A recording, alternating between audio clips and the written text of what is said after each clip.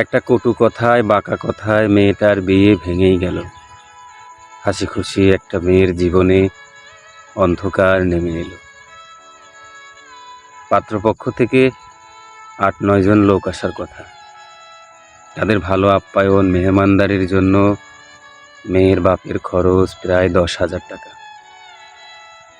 ৩-৪ পদের মাংস, নদীর বড় মাছ থেকে বিলের গুঁড়ো মাছ, এলাকার ভালো মিষ্টি থেকে শহরের ভালো দধি, কোনো কিছু আয়োজন থেকে বাদ পড়েনি।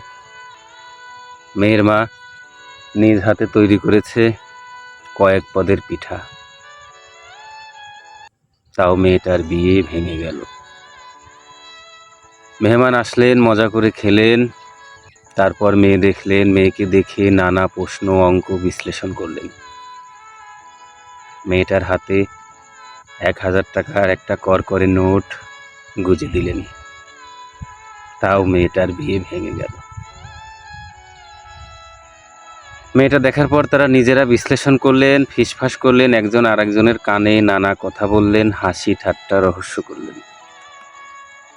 তাদের শরীরী ভাষা, তাদের আলাপ আলোচনা দেখে আন্দাজ করা গেল মেয়ে তাদের পছন্দ।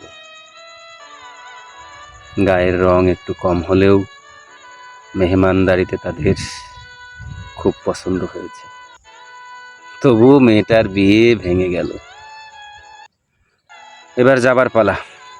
যাওয়ার সময় তারা মেয়েটাকে আবার দেখলেন, মাথায় হাত দিয়ে দোয়া করলেন, তারপর আরও ৫০০ টাকার নোট মেয়েটার হাতে গুঁজে দিলেন। তবুও মেয়েটার বিয়ে ভেঙে গেল। পাত্রপক্ষের একজন মেয়ের চাচির কানে কানে বললেন, আজ থেকে কিন্তু আমরা বিয়ান বেয়াই। তারপরেও মেয়েটার বিয়ে ভেঙে গেল। তারপর তারা বিদায় নিলেন, মেয়ের গায়ের একটা চায়ের দোকানে গিয়ে বসলেন। চায়ের দোকানে বিভিন্ন বয়সের শ্রেণী পেশার মানুষে গিজ গিজ করছে। তারা চা খেতে খেতে পাশে বসে থাকা ৬০ বছর বয়সী এক চাচাকে বললেন, চাচা, আপনাদের গায়ের অমুকের মেয়েটাকে দেখে আসলাম, সে কেমন? চাচা এবার মুখ কালো করে দুহাত মুখে গুজে এমন একটা কথা বললেন। সে বললেন, আমরা কইলে দোষ হবে, আপনারা যাই না দেখেন গা। ব্যাস, এ যেন বিষ মাখা কথা, তীর মাখা কথা, এ যেন বিশাল এক কলঙ্কের দাগ। তারা আর একটাবারও তদন্ত করলেন না। তারা নিজেরাই ফিসফাস করে আলোচনা করে সিদ্ধান্ত নিলেন মেয়ের সমস্যা। চাচা যে কথা বলেছে, এই মেয়েকে বিবাহ করা যাবে না। ব্যাস, এত আন্দাজ, এত শর্ত, এত আনন্দ ঘন মুহূর্ত নিমিষেই শেষ।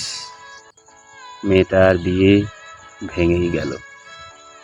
এমন চাচাদের, এমন লোকদের, এমন প্রতিবেশীদের, এমন গা গ্রামের লোকদের ধরে জুতা পেটা করা ছাড়া আর কোনো কাজ থাকে না।